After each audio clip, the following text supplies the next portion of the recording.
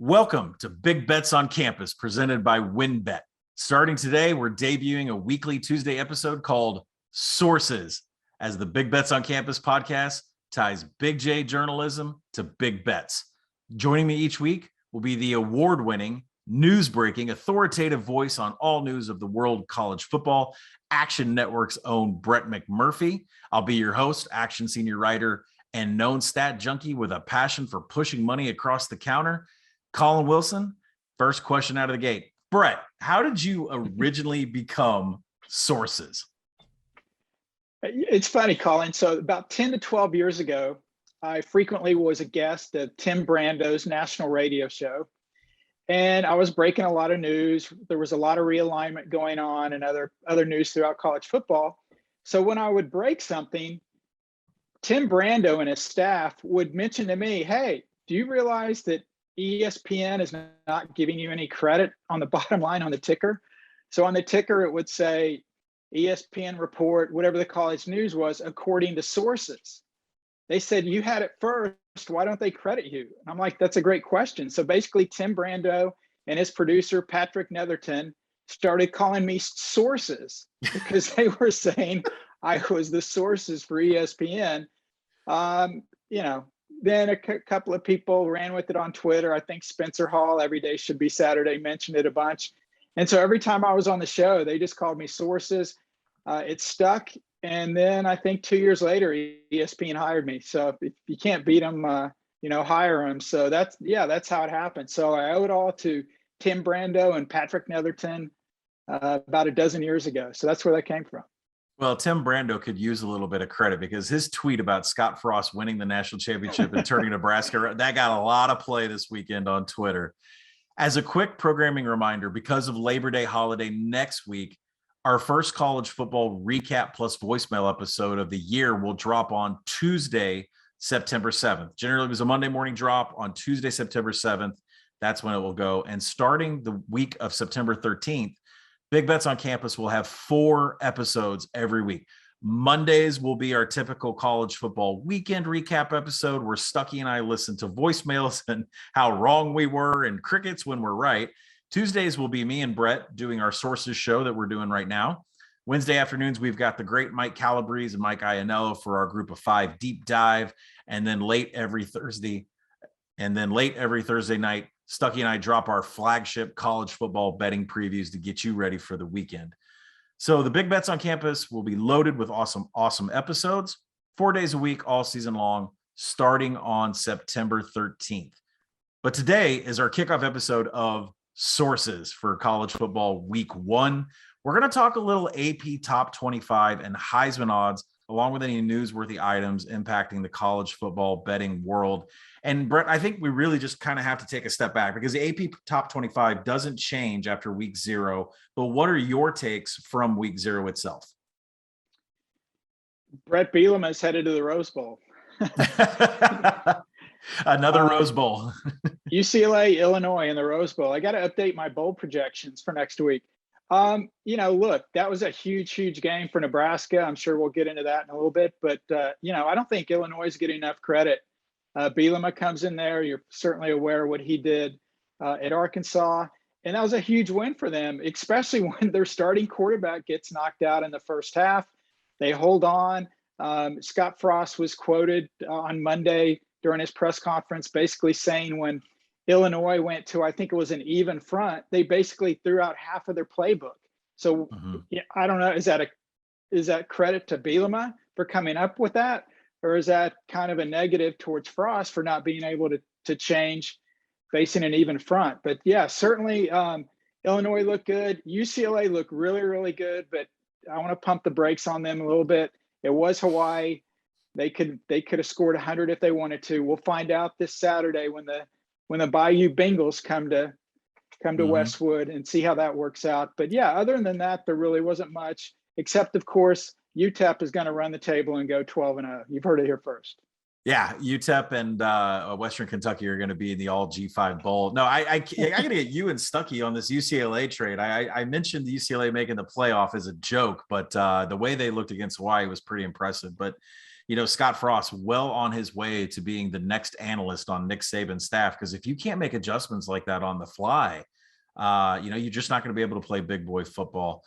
So what we're going to start off with is the AP Top 25. We'll have a segment every week reviewing the AP Top 25 and where specifically Brett voted. Now, interestingly enough, we know if some teams Brett is really high on or Brett is really low on, because it lists the AP voters who is the highest and who's the lowest. Just for example, spoiler alert, Alabama is the number one team, but somebody in the AP voted them fifth, right? So there is that kind of discrepancy. So let's go ahead and get started here. We'll start from the bottom and work our way up. Arizona State 25, Utah 24, a couple of Pac-12 teams in there, but 23, Louisiana Lafayette going in to play Texas this week. Texas listed at 21, Coastal Carolina at 22. So Coastal's kind of the sandwich of that game here this week. And interesting enough, Brett, I would say that you're kind of a big fan of Texas taking on Louisiana Lafayette because you're the highest AP voter. You ranked Texas 13th, and they ended up 21st in the poll. I'm guilty, Your Honor. I really like Sark. I think he's going to do an incredible job there. Hudson Card named the starter. Robinson is a beast at running back. And I think a lot of people are kind of undervaluing Texas. And I know that sounds weird because Texas is always overhyped, but I think this year they're actually undervalued. I think they're going to make tremendous strides with Sark. I know we talked about this last week. I think Lafayette is such a huge public underdog. Give me Texas. The line's down to, 8 or 9? This thing's dropped a number of points. Usually public underdogs don't fare too well. Long term, I don't think, Oklahoma's a team to beat in the Big 12, but I really like Texas and Sark, and all gas, no brakes. We're going to find out of the chute for the Longhorns, because this is certainly not the Nebraska situation, but Sark absolutely cannot lose out of the gate to a Group of 5 team in Austin. Yeah, and I'm 100% on board here. WinBet listing the game at Texas -8 as you and I are here recording, and you better bet that I have my sports insights up, provided by the Action Network with Line Watcher on. If you don't know what Line Watcher is, it's so that you don't have to stare at a screen all day. Once a point spread hits a certain mark, you can get a text notification or an email to tell you where it's at, and you can go in and hit it immediately. And I am keyed in on Texas -7. So if we, the Louisiana Lafayette love is just going to keep coming down on these guys for what they've done. But the coaching mismatch here between Napier and Sark, I think that's going to be a big factor. Moving on into the AP Top 20, Washington at 20th. I don't expect much movement from them with their game this weekend. Next week against Michigan, we'll get more into them. But Penn State, I have to stop here. 19th, Penn State in the AP Top 25. Brett's got them listed at 8th. Explain yourself, Mr. McMurphy. I'm drinking the blue Kool-Aid. Look, Penn State, the first half of last year was a disaster. They finished strong. They won their last 4. With new offensive coordinator Mike Yurcich, I think they're going to make huge improvement, specifically with Sean Clifford at quarterback. He's got to cut down on his turnovers. That hurt them tremendously last year. James Franklin's one of the country's best recruiters. I think this is going to be their year. The thing that worries me about Penn State, and again, I've mentioned to you about this before, my ranking right now is not specifically how I think they're going to finish the year, just how I think they are right now. Because their schedule's tough. They have one of the toughest schedules in the Big Ten, number of tough road games. Will they end up the season at number 8? Probably not, but I think right now they deserve top 10 mention. We'll see how that plays out. If they lose 3 or 4 games, it doesn't look good for me, but I think the Nittany Lions are going to surprise some people. Where do you have Penn State in your power ratings? Yeah, they're definitely in the top 20. And the problem is the havoc, the defensive havoc is what they're known for. And it just disappeared in those first 5 losses. And then it showed up again in the final 4 wins. So defensive coordinator Brent Pry, he's got to get these guys to get tackles for loss, some interceptions, some PBUs. And even if they lose to Wisconsin, they may get an upgrade in power rating. It just depends on how good they are back. Is this a Penn State defense from years past? And is Sean Clifford going to figure it out? And I agree with you on Mike Yurcich. Every stop he has had, he has made the offense better. Your Oklahoma State Cowboys, yep. Ohio State, it doesn't matter where he's been. It's been a great offense. So we'll look for big things out of Penn State. Like I said, I will bump them up if I see defensive improvement against Wisconsin and getting into their backfield, even if they lose.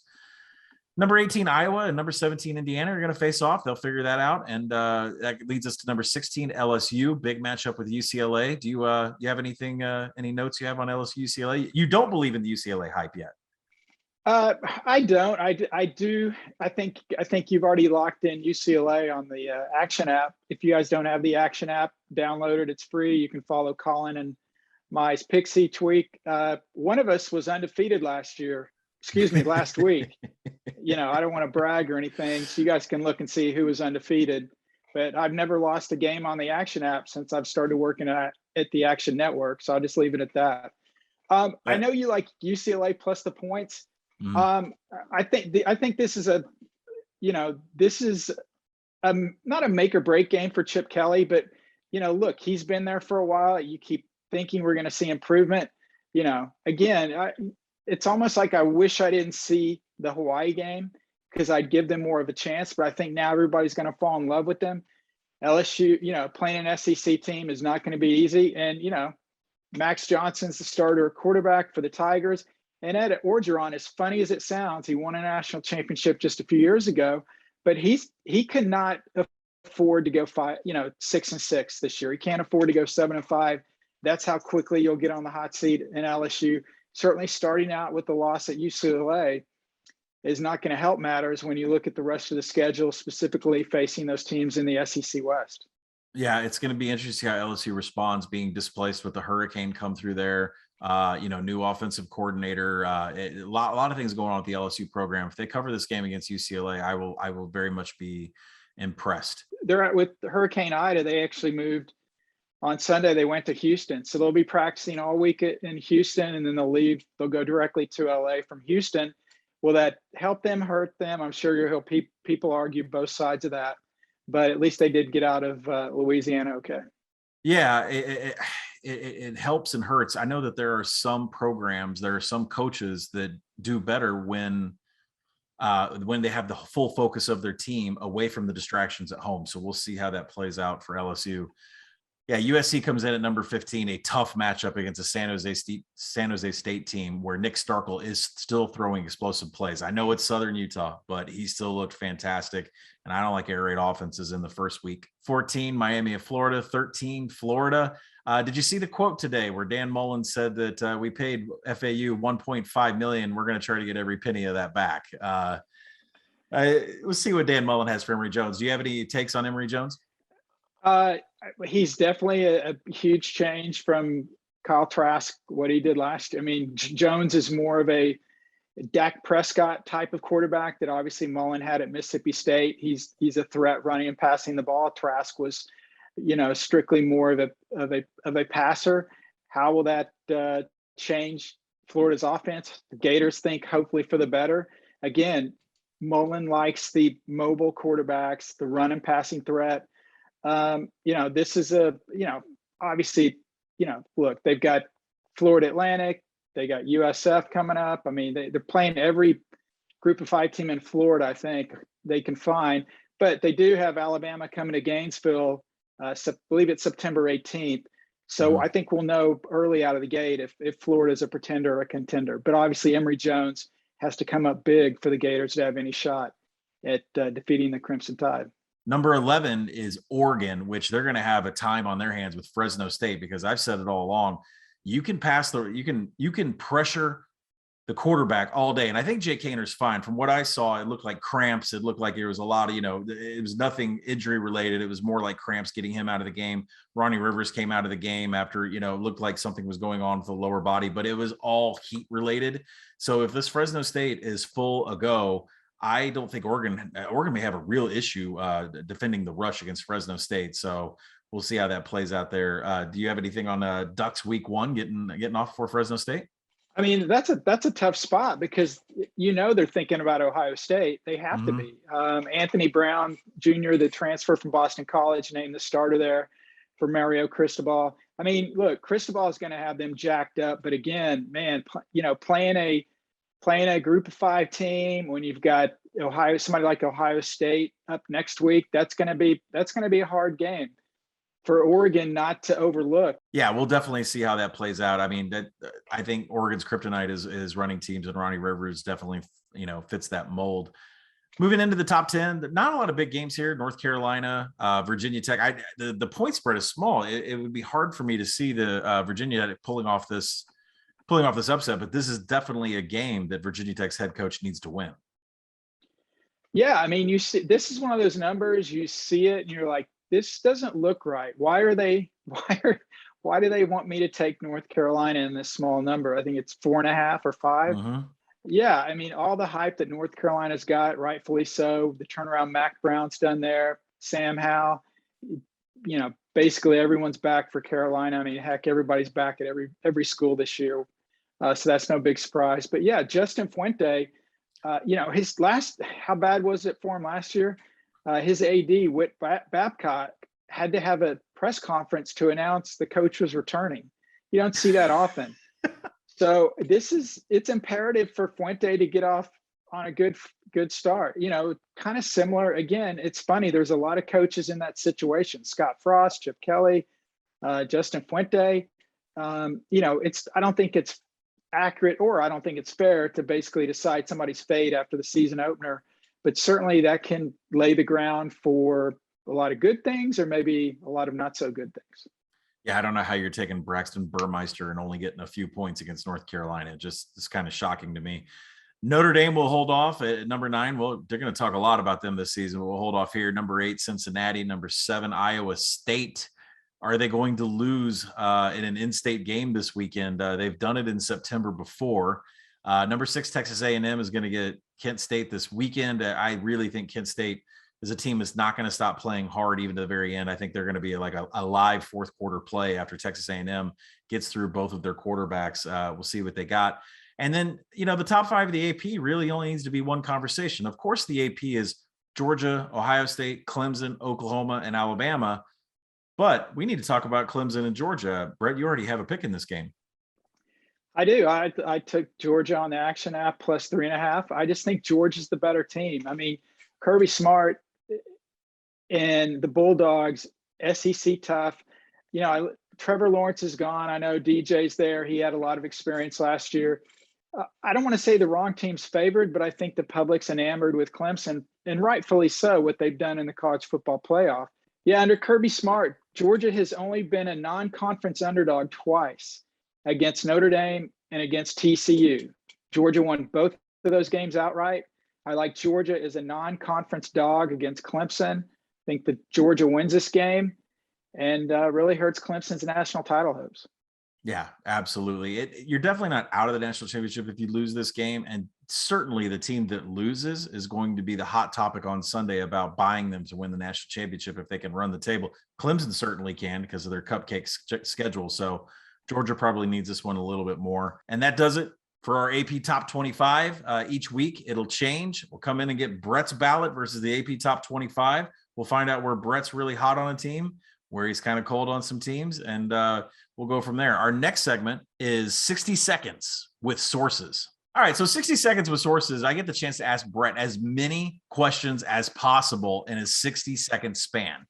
If my gambling ears hear something, I get to call one timeout. I get to throw a flag, got to review the play. Brett here knows way more than he ever lets on to anybody. So if I hear anything a little bit fishy, I get to throw a flag and kind of pick Brett's brain.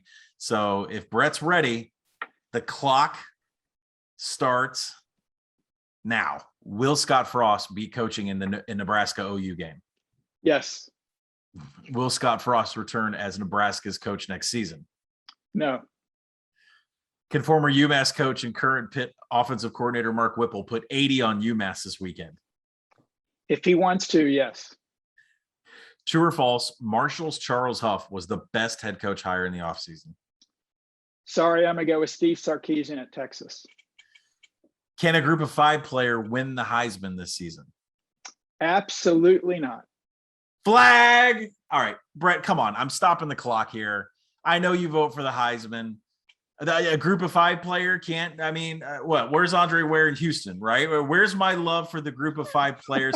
What if, let me just throw out a hypothetical. What if Desmond Ridder goes undefeated, wins the AAC, and puts up, 75% of what Lamar Jackson did? Yes or no?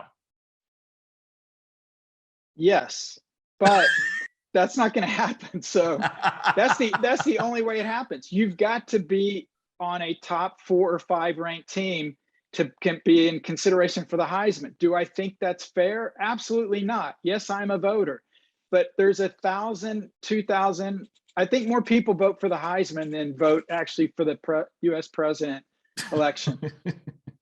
All the other voters look at the best player on the best teams going into the last month of the season. And unless Cincinnati is undefeated and up in that top 6 range, he can't do it. It's that simple. Should he be considered? Absolutely, 1,000%. But you look at all the past winners, you have to go back to 2006, Lamar Jackson at Louisville. The Bill lost 3 games. He had such a monster season that he was able to win it. But basically the norm is you got to be on a national title contending team to have a shot at it. I don't like it, but that's the way it is. All right. Well, you're breaking my heart, and I'm going to turn the clock back on. Here we go. Take Ridder on the odds. You'll make a bundle. Total number of points Texas A&M scores with Haynes King in the first quarter against Kent State. Infinity. Thursday night, Boise State at UCF. Knight's a 5-point favorite. Who you got? UCF. Ohio State going to Minnesota. Could be some rain. Buckeyes a 2 TD favorite. Who you got? Buckeyes. What team from Alabama, Ohio State, Clemson, or Oklahoma is least likely to make the college football playoff? Clemson. And your pick for the 2021 national champion is? Roll Tide. This segment is called Putting the High in Heisman. All Heisman odds are via WinBet. Here we will read off some of the current odds to win the Heisman, and Brett and I will kind of just shoot the shit and see if there's any names on the board we like. Now, obviously, Spencer Rattler plus 450 at WinBet. That has to be the top of the list. The number of Sooners players that win, considering the schedule he has to play, there's nothing like what Georgia and Clemson have to go through from a non-conference. Should be the favorite. But DJ Uiagalelei in at 9-1. Bryce Young hasn't even taken a snap, 10-1. CJ Stroud, Ohio State, 15-1. JT Daniels, 15-1. I think if I look further down the list, you'll see someone like John Mechie III. He's at 80-1. Breece Hall, running back at Iowa State, 80-1. Does anybody catch your eye on this list? No, Colin. In fact, what we talked about earlier about the Group 5 player, you look at the top 4 guys on the board, and it's the top 4 ranked teams in the AP poll, the projected top 4 teams to get to the college football playoff. You look at past years, the Devontae Smith, Joe Burrow, they were 50-1, 100-1. Devontae Smith wasn't even on the listed. You couldn't even get odds for him. Will that happen again? I wouldn't put any money on the Heisman because I just think it's too unpredictable. But I guess one way to look at it is if you feel strongly that Georgia's going to win the national title, can you get better odds on JT Daniels to win the Heisman or on Georgia to win the national championship? And I'd say whichever the better odds you get, I'd place that bet. The same with Sam Howell in North Carolina. If you think they can win the ACC championship, then put money on Carolina to win the ACC or put money on how to win the Heisman, whatever your bigger odds are, because those things are going to happen together. But I don't think it's worth it to put anything on any of the top 4 because what people seem to do most recently, and I remember when I was at ESPN, I was actually working a USC game. Matt Barkley was the Heisman favorite that year. They opened with Hawaii. He put up pretty big numbers. I think he threw for over 300 yards, maybe 3 or 4 touchdowns, 1 interception. All anyone talked about after that game and the next day was not 300 plus yards, 3 or 4 touchdowns. It was what happened on that interception? Why did he throw an interception? Everyone was looking for a reason to tear down whoever the favorite is. I think the same thing's going to happen with Spencer Rattler. So it's almost better to come from down in the pack. I think you got a better shot. Now, identifying who that person is that comes from back in the pack has been difficult to do. But yeah, Colin, as far as me, I wouldn't put anything on any of the top 4 guys because I don't think you're getting that much value unless it is better odds than that team winning the national championship. Yeah, there's a lot of names out there that have greater odds than their actual team does to win the national championship. Take Penn State, for instance. Sean Clifford by WinBet is offered at 80-1. And Penn State is much lower than that for the national title. I think another interesting bet that WinBet has, and we can discuss this probably on the next podcast, is they say who will finish top three. So getting just an invite out to New York, they have odds on that. Spencer Rattler open plus 150 at WinBet, now sitting out around minus 110ish just to finish top three in the Heisman. I think that's a definitely an interesting betting topic that we'll probably cover in our next podcast.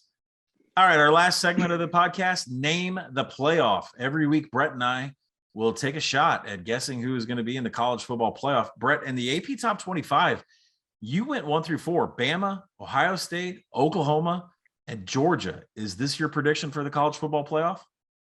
It actually is, Colin. That is my bold projections for the college football playoff. That's it. Bama and Georgia in a semifinal, Ohio State and Oklahoma in a semifinal. And yes, that would be a rematch of Bama and Georgia after meeting in the SEC championship game that will be won by Bama. And that's based on this Saturday. Georgia beats Clemson. These projections look good. If Clemson beats Georgia, tear them up and come up with something else next week. But certainly I think Ohio State and Oklahoma will be in the top 4 at the end of the day. I can tell you that Stuckey and I agree, because we definitely have OU and Georgia in the national championship game against each other. This has been Big Bets on Campus Sources Edition. As a reminder, because of Labor Day holiday next week, our first college football recap and voicemail episode of the year will actually be on Tuesday, September 7th. And starting the following week, the week of September 13th, Big Bets on Campus will have 4 episodes every week. Mondays, the college football recap. Tuesdays, me and Brett for sources. Wednesday afternoons, we got Group of 5 Deep Dive with Mike Calabrese and Mike Iannello. And then late every Thursday night, Stuckey and I drop our flagship college football betting previews. So the Big Bets on Campus will be loaded with awesome episodes 4 days a week starting September 13th. But for right now, Brett's out here blowing up phones. Brett, thank you for joining me. You got it, Colin. Want to recommend everybody to get the Action app so you can see who exactly is undefeated at this point and who isn't. And look forward to talking to you again next week. Brett had to sign off by saying he's undefeated. I'm going to let him get back to breaking AD's hearts. Thanks for everybody for joining.